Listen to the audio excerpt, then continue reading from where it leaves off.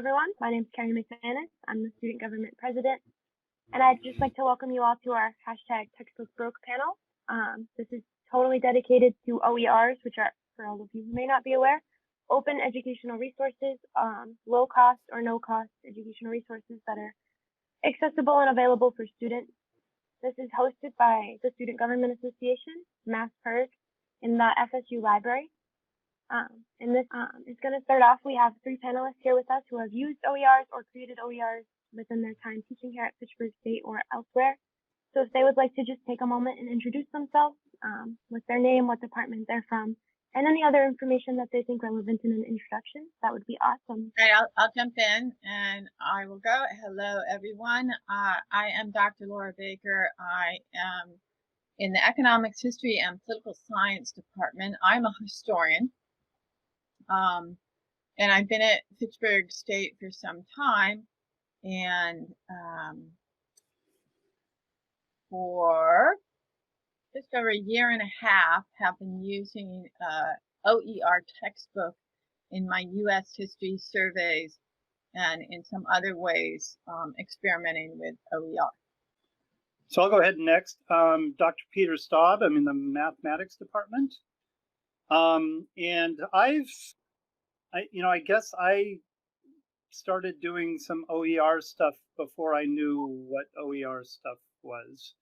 And that is mainly because I started using kind of my own notes and expanded versions of my notes in classes. I would say more than 10 years ago now. And have done quite a bit of that, which I'll talk about later. I've also adopted some textbooks. For example, the mathematics department adopted an open source textbook for all three calculus classes, and we've adopted that as a group. And then I'll also talk a little bit about an online homework system that I use quite a bit, and actually I'm part of the project of. So I'll fill in more details later. So. I was just trying to unmute myself and find where that little bar likes to hang out at the bottom of the screen underneath everything else on my map. So I'm Dr. Karen Keenan, and I am in the Exercise and Sports Science Department. This is my, I think, fourth year, and I had a couple years of adjunct here at Fitchburg State. I kind of also have been dabbling in OERs by just kind of pulling. It's always taught in a science-based or something that's heavily research-based. So I've always been looking for, recent research to supplement textbooks anyway. And then this past spring, and I guess a year ago, so last fall really was when I started working with Connie about trying to find some OERs for my classes here, but also for a course I was developing for one of the local community colleges. Yes, hi. I just came in. So I assume we're introducing ourselves. Okay. Yes, I'm Dr. Jin Yu. I'm in the Earth Science and Geographic Sciences department. I'm a physicist, so I teach physics.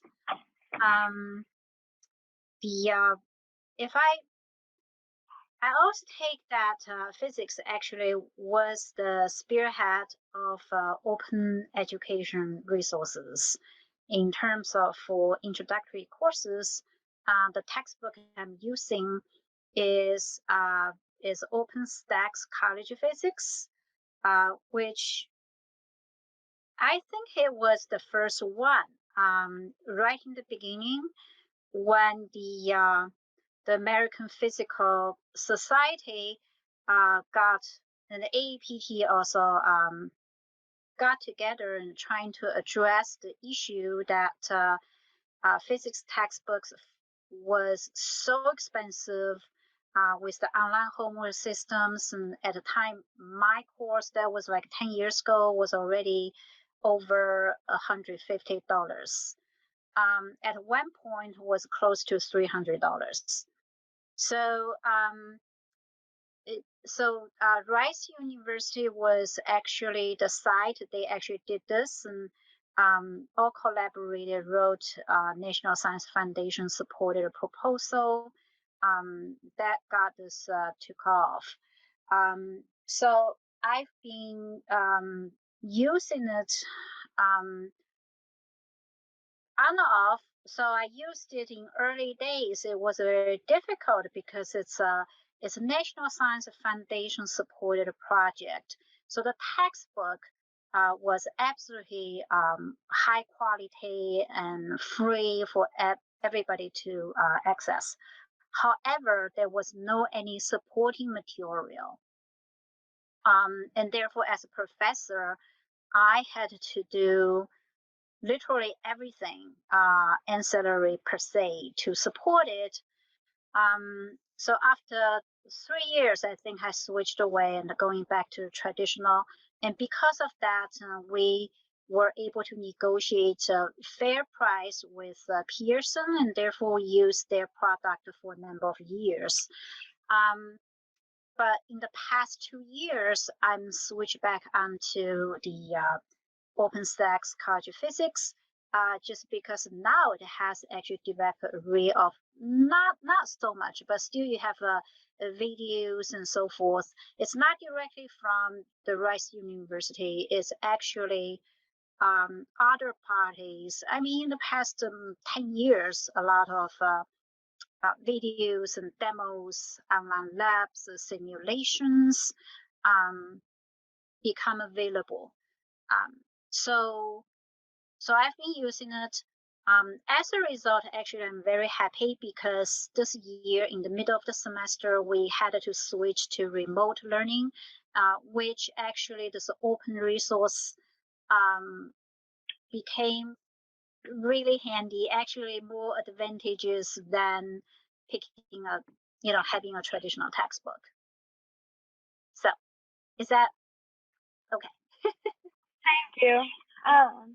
So we did prepare some questions ahead of time just to kind of use for conversational purposes to get everyone up and running. This is something that if you guys have questions for, I would encourage you to kind of type them in the chat so everyone can see them, so that the panelists have a moment to form their thoughts. And just so that it's not all a big interruption of everyone talking over each other, I just ask that you respectfully type them in the chat, and when we have time, the panelists will most definitely do their best to get to everything. So to start us off, some of you did jump into this, but just so everyone here knows and hears about it, how did the four of you first learn about open educational resources? What kind of drew these to your attention?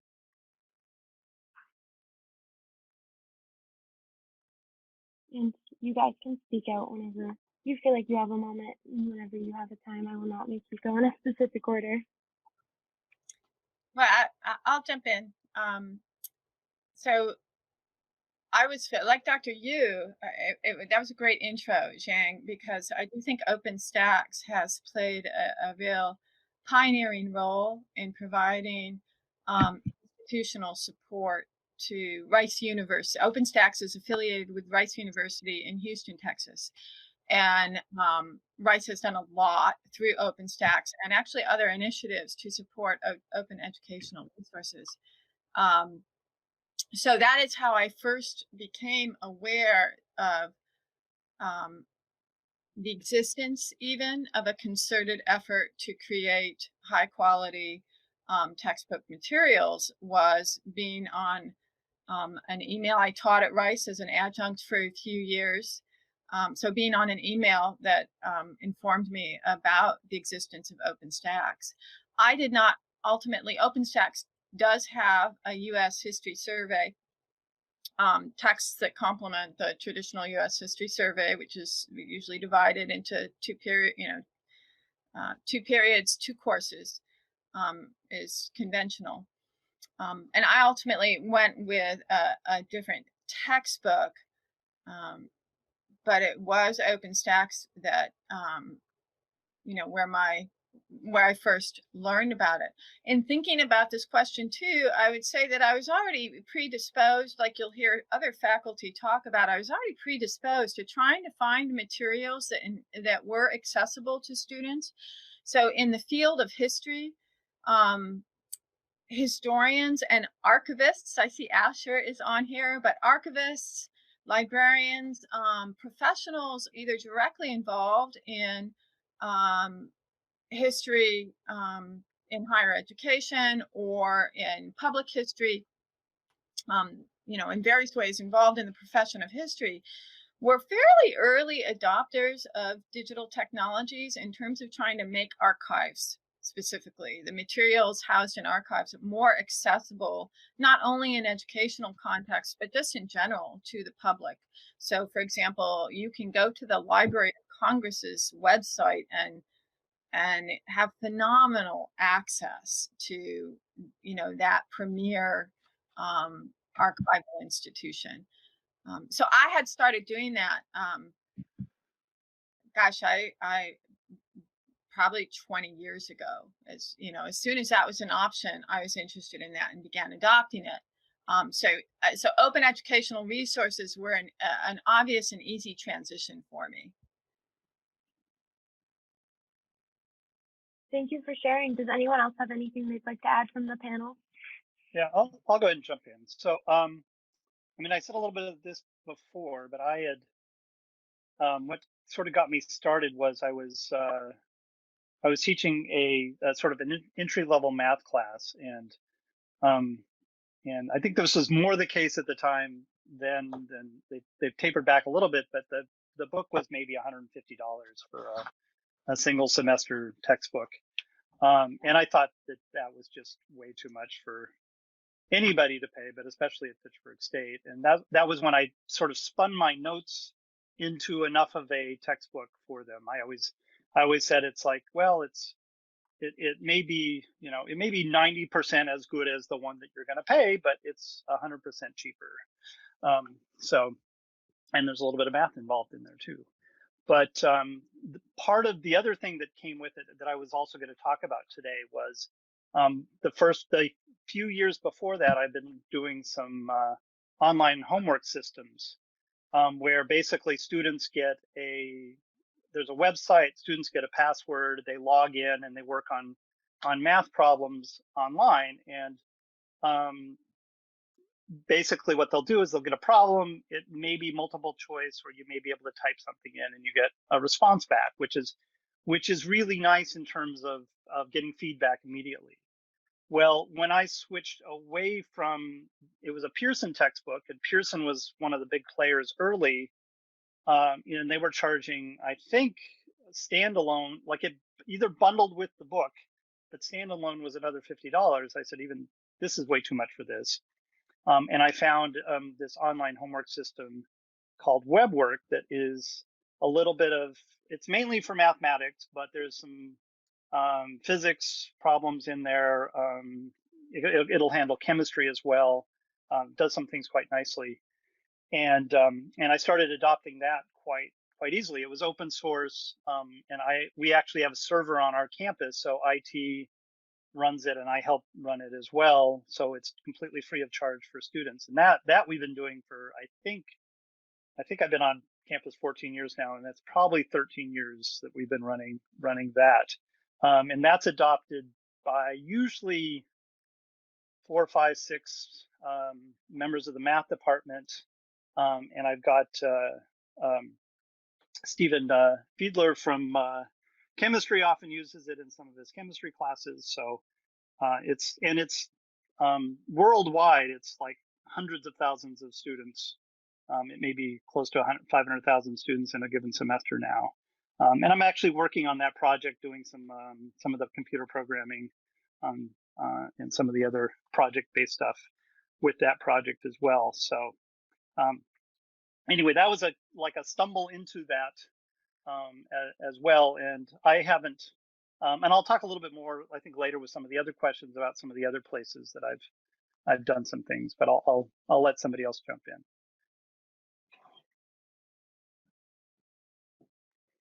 This is Dr. Keenan. So I wanted just to backtrack just for a second and just talk about something that was brought up previously, and that was just, the actual cost of textbooks.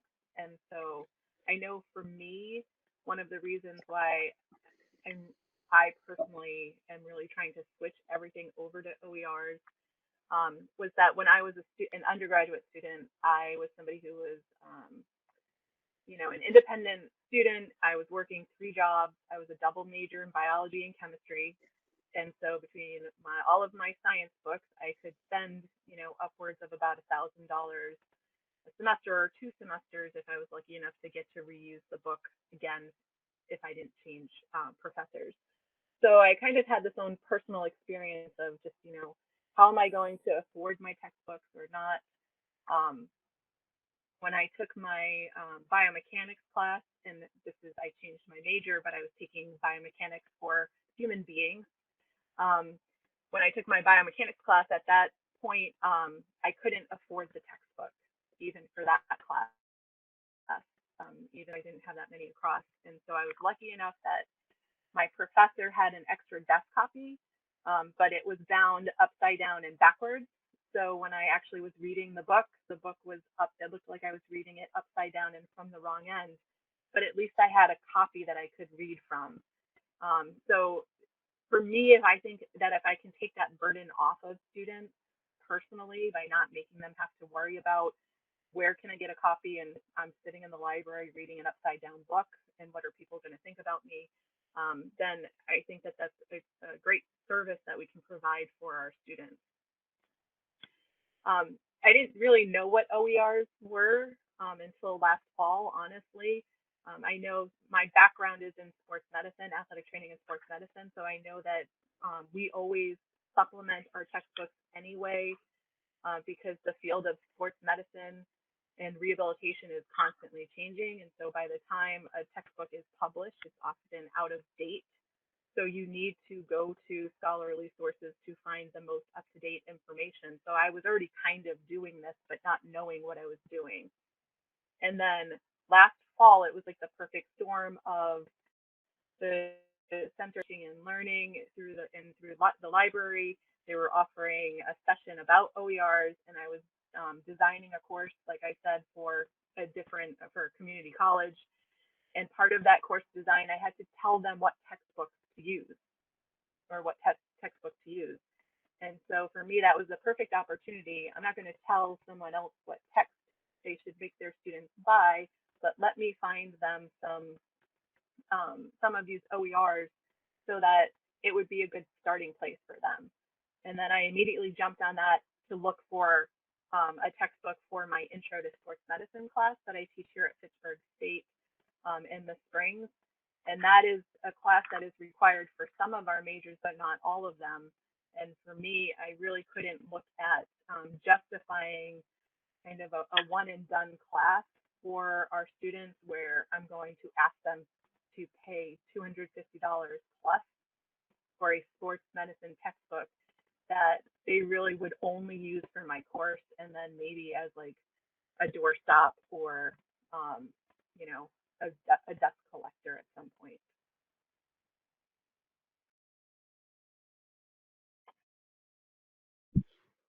Yeah, I'll just follow up on what Karen's saying that to me, of course, for physics, actually, it's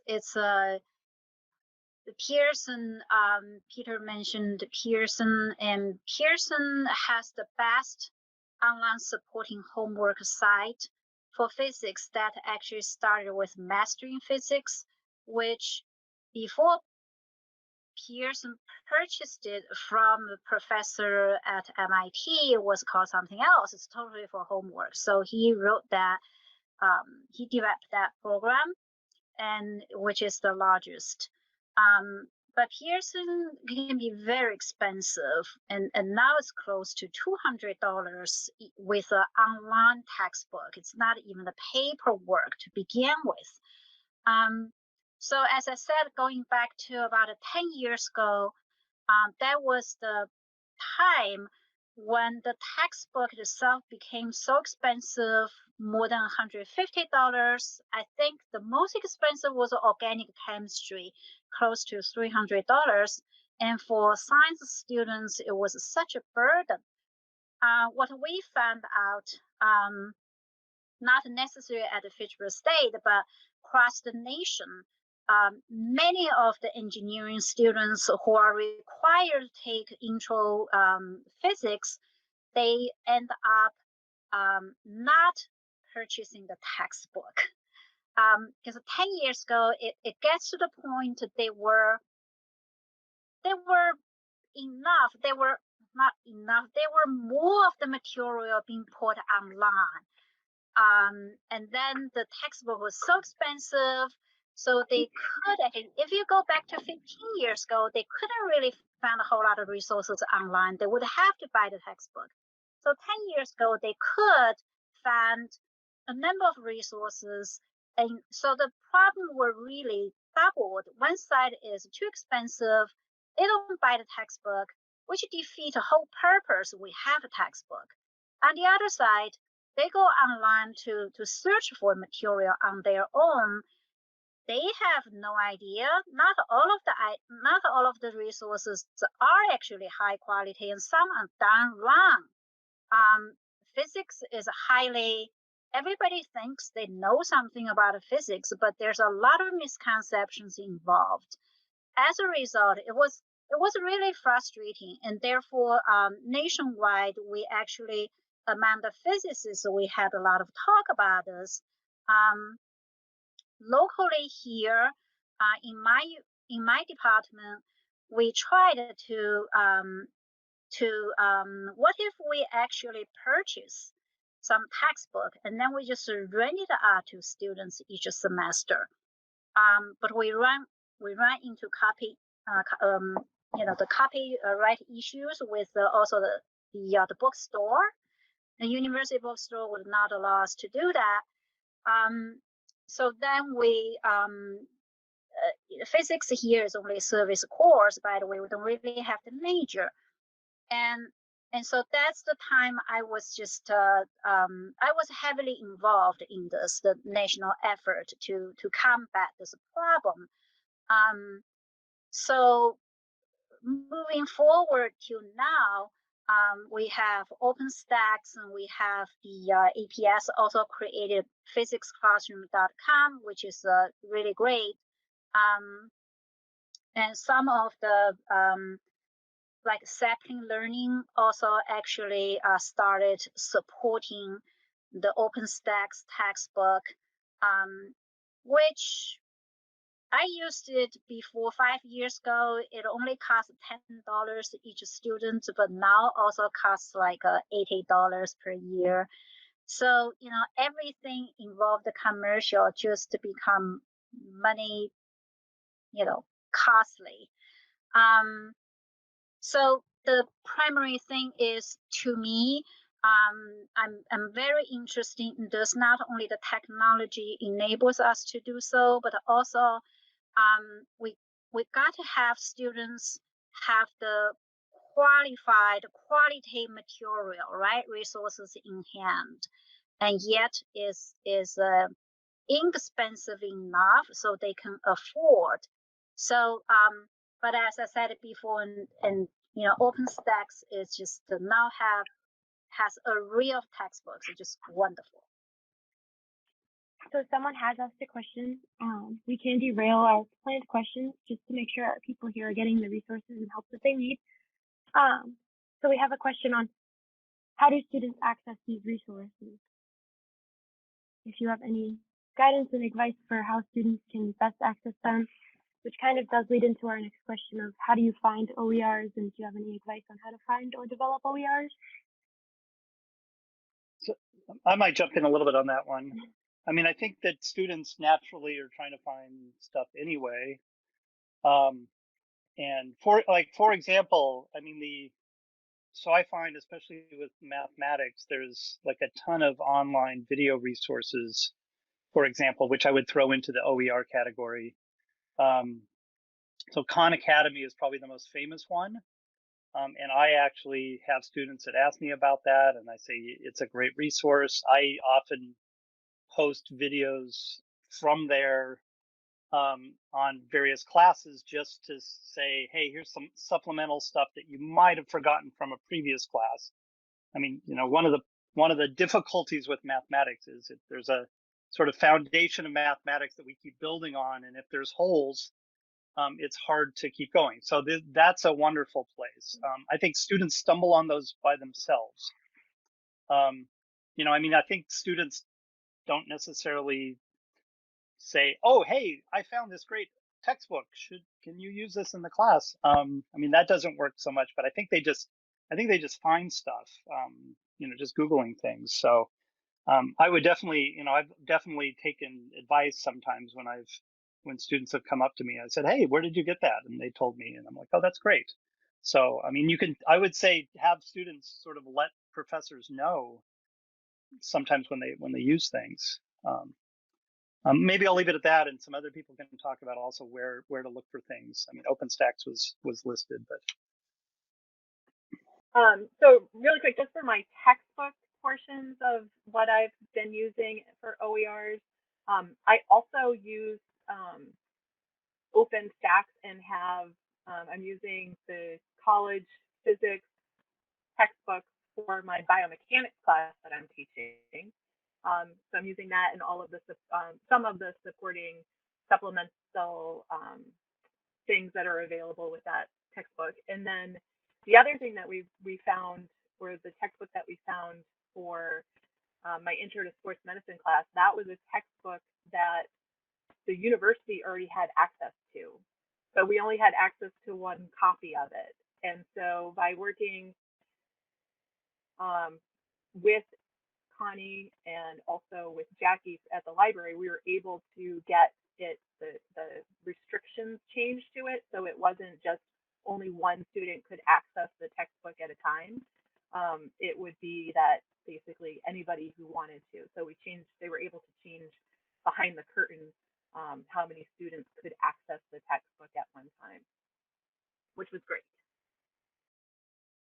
I was going to say that basically I was trying to remember how I found it, and it could have been simply like Peter's students by researching, doing my own research online, using advanced tools to look for .org, .edu.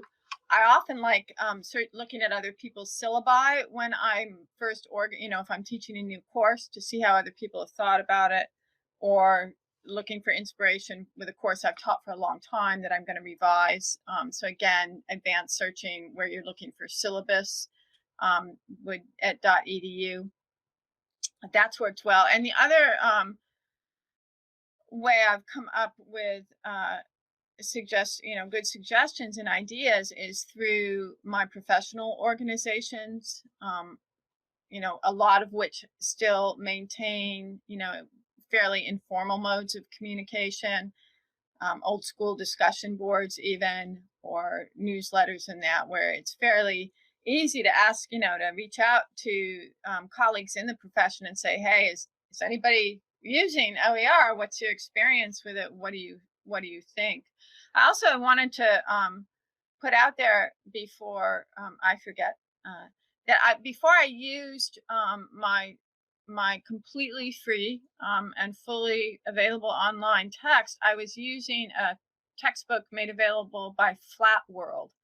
And Flatworld is also an early entry, like OpenStax, an early entry into affordable, low cost. It's not a no cost resource, but it is a low cost resource. And when I started using them, the text was actually free. And then it went to $25. I don't know what it is these days. I haven't used it for a while, but their goal was to at least provide low cost resources. And all of those are, the advantage of Flatworld is it does come with supporting materials. So you won't have the experience that Zhang described of being completely on your own if you want to be an early adopter of a source. I will say, in the textbook I'm using now, I was an early adopter when there was nothing, but over the past couple of years, there are now substantial materials that folks have created, supporting materials to use with the textbooks. So some of that is, I think you could be confident that any legitimate open resource, especially as it begins to attract more users, is going to ultimately also have accompanying it a lot of supporting material that maybe you can help create.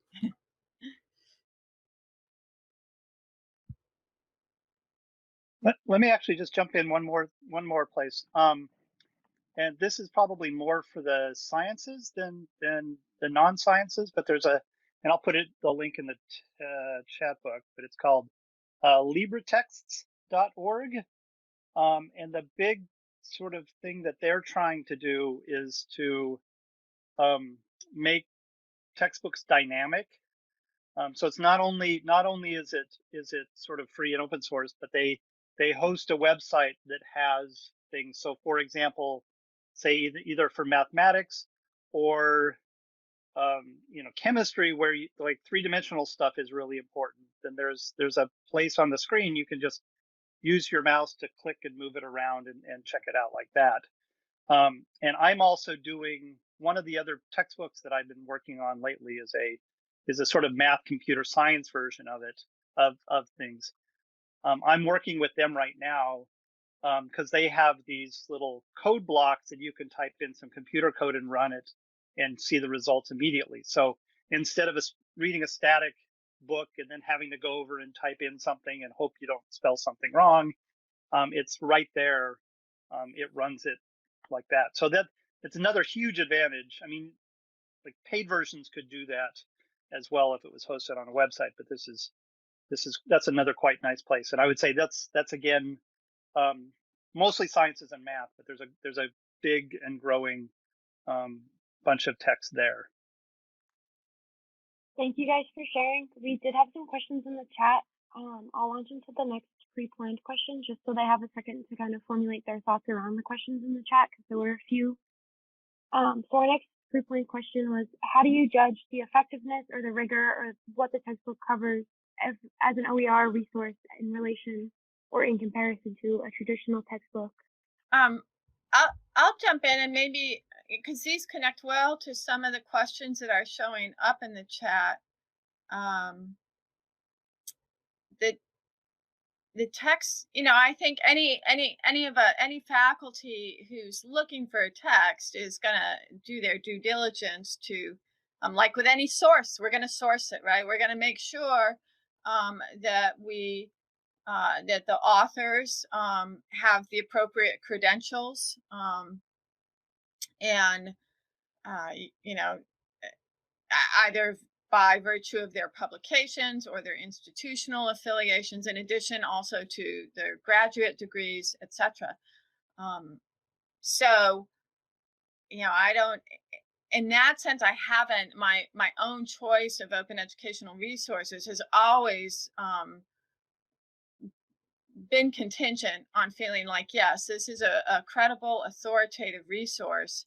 And I would say that one advantage that I wasn't, that I wasn't thinking about, kind of perhaps stupidly, was that the OER aspect of it, the text that I use is an open text. It's edited, and it's not a wiki. You can't just simply, it's not crowdsourced. It's not something that can be rewritten simply by anyone, but through a vetted process.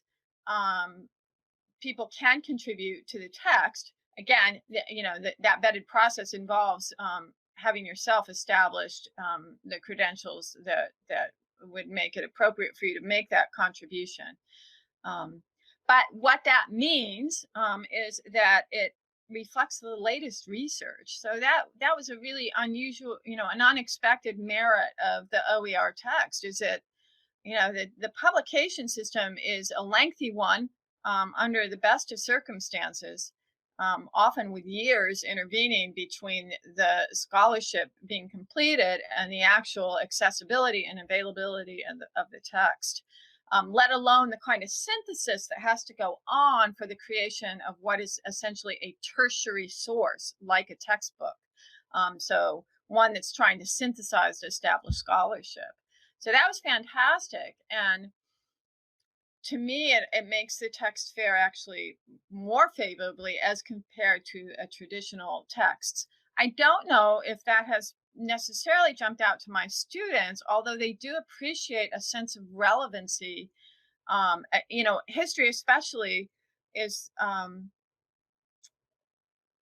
every generation writes its own history. And so I think students are appreciating the fact that the text they're reading is seeking to make connections to and address issues that they're interested in, that reflects the world they live in and the interests and issues of the world they live in.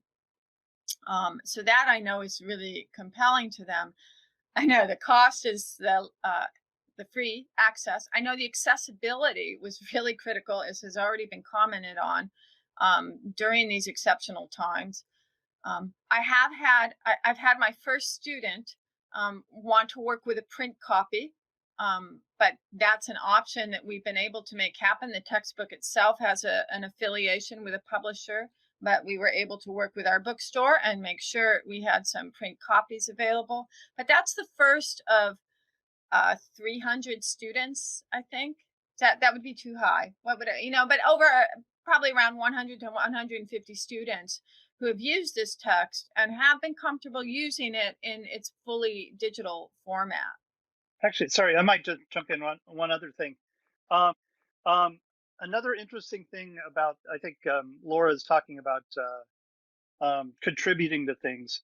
One of the things that this LibreText that I had just talked about allows you to do, which a lot of publishers had been doing, is to basically take chapters or sections out of 3 or 4 different texts and trying to merge it together. They have software that you can go in and build your own textbook as well. So it's not just adopting a single text, which is quite I think, an innovative product as well.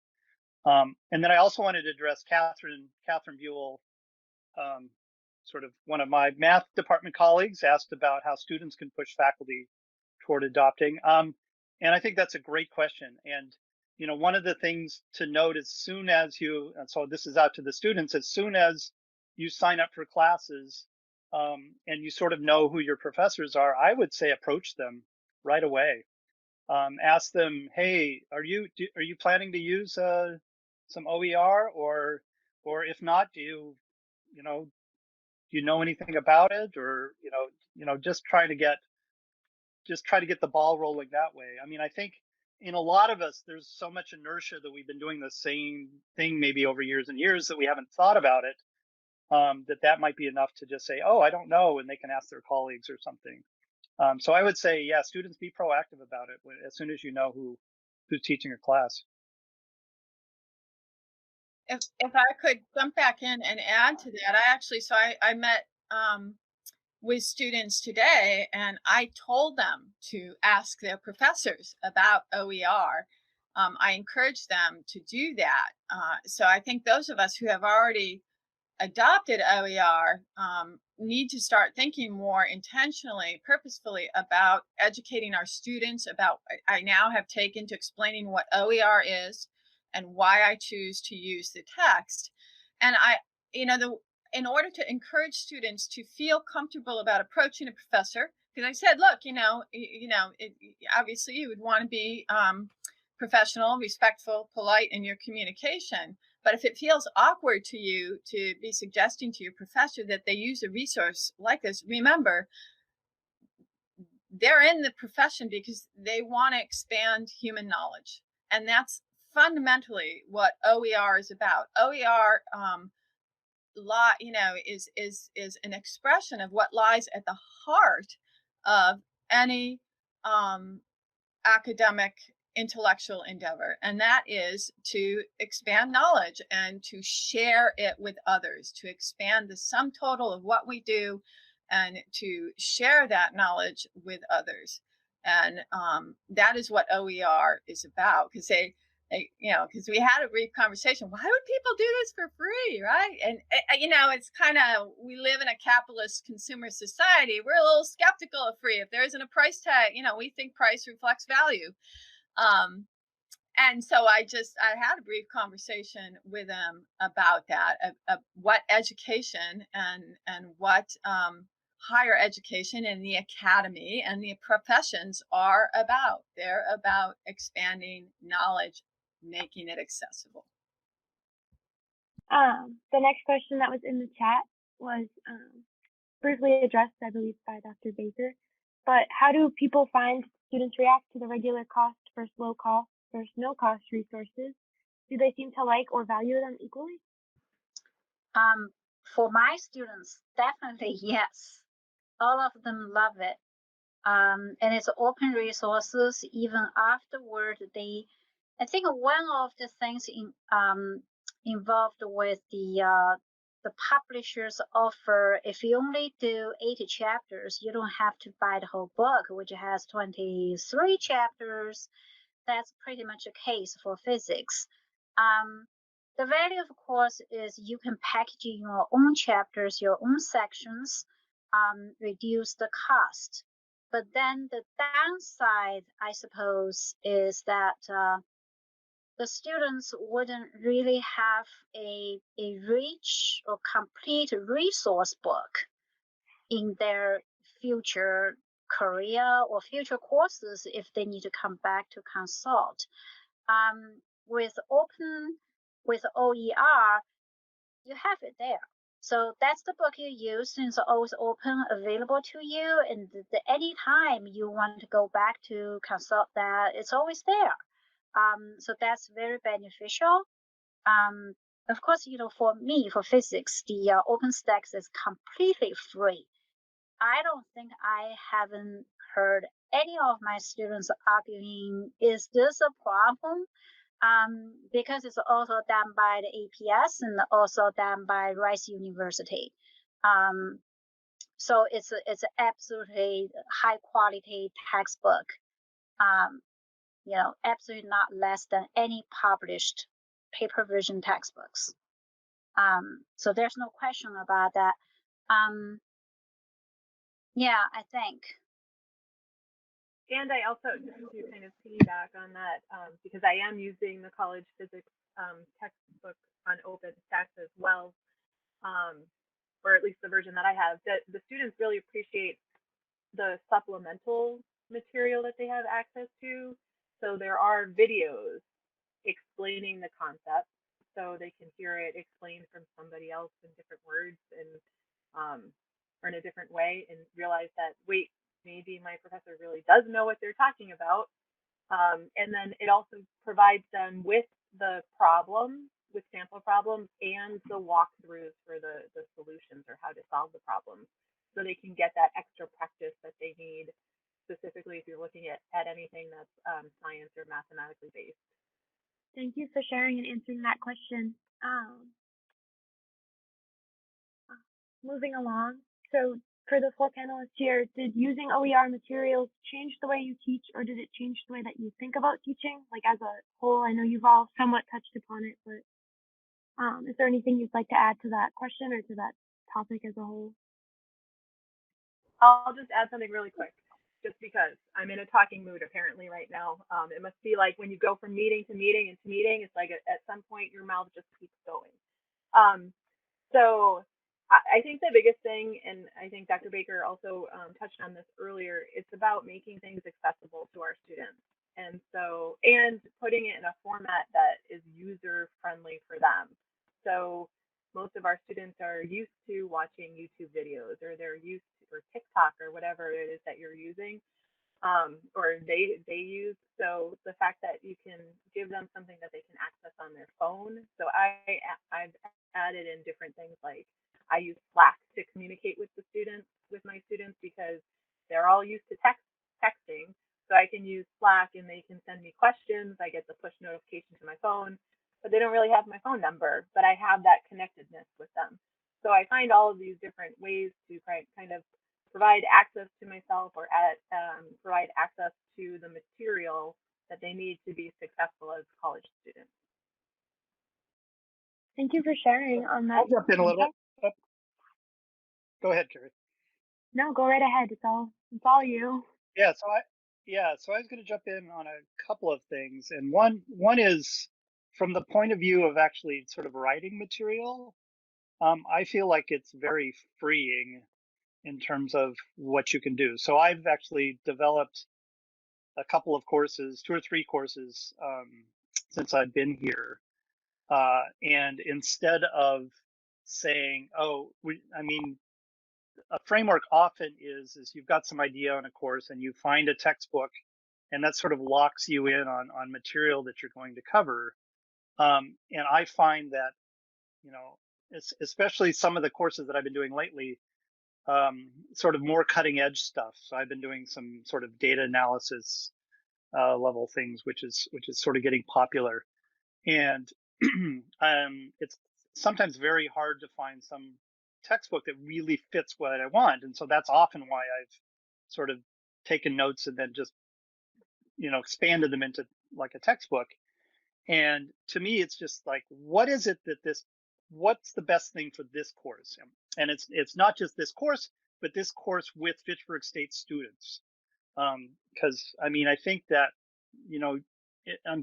if you compare a course on this campus versus maybe, an MIT or a BU or UMass Amherst, it's always going to look different. And it's always like, I need to make sure that this is relevant for Fitchburg State students. And I think that's hard to find the textbook for that. And by sort of writing your own and doing this, you have the ability to think a little bit more creatively about what is it that I want to bring into this, which is quite nice. So that's one of the big reasons why I've always done it. So I'll leave it at that.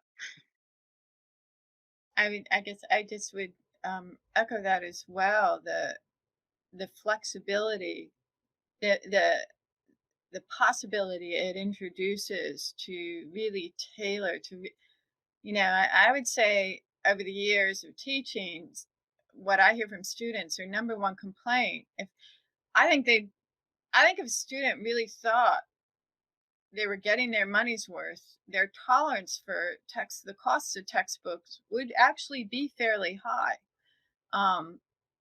But I would say, and this harkens back to my own experience as a student, the greatest frustration is when you spend all this money and it turns out only a portion of the text is interesting to you, perhaps, or even referred to by the professor, right? That you spent all this money and you only covered half of it. So it really helps you work around that.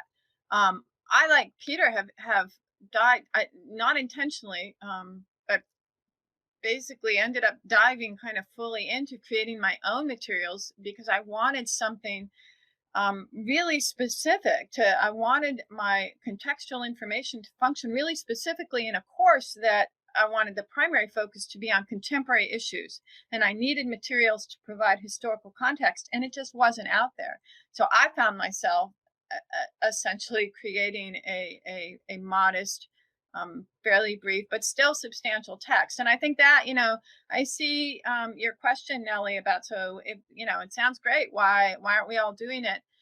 Because we shouldn't underestimate the support required to adopt, let alone create, these texts, all, which OER resources are in varying degrees of development. Texts that, as Yang shared with us, an example where this is a very mature OER text, the physics text at this point. You might find in your field that it isn't there yet, that it's just beginning, that professionals within the field are just beginning to go the direction of OER. And if you want to use that text, you're making all your exams around it. You're making you're figuring out all your supporting materials, all your discussion questions, whatever that might look like to support and extend student learning. And that can be a really substantial hurdle, especially at an institution where we teach 4 courses a semester, often multiple preps. Where is the time for that kind of work? So one of the ways that we need to think about open educational resources and this awesome idea of expanding and making knowledge more accessible is to also think about the importance of supporting the labor that goes into that.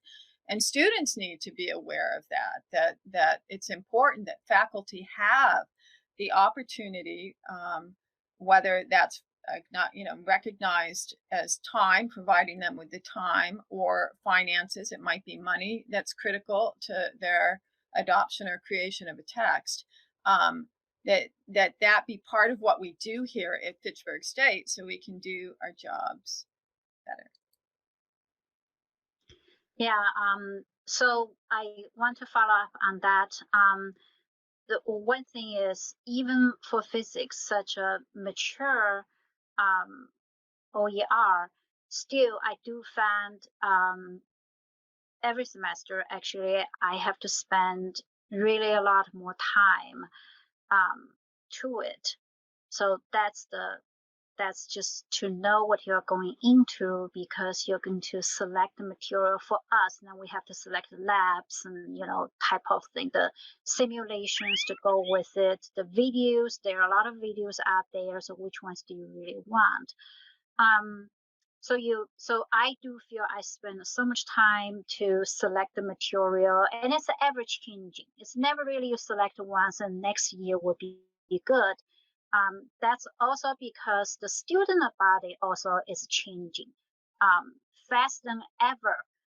So we can't think about it 10 years ago is the same as today, 5 years ago, 2 years ago. I find it is every year the students are different. They grow up with different technology, different apps, different devices. So you actually modify things, or I say modify things, but then I just find I do find more time actually into it. The reward is great, but that faculty go into this direction do need to know that. For sciences, I found another actually the beneficial thing for OER is that I let my student take out their phone, whatever, and they use the material, so they no longer actually have the physics book is this thick and the chemistry is this thick.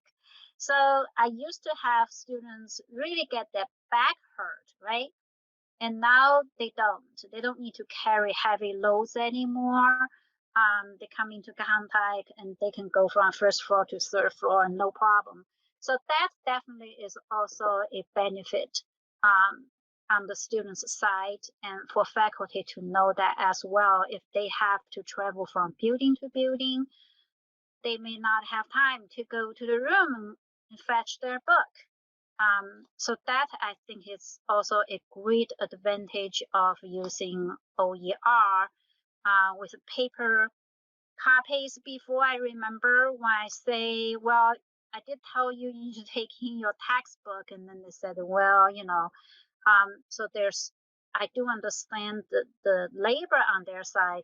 Now I don't have that issue because we have whatever we need to turn into is right there.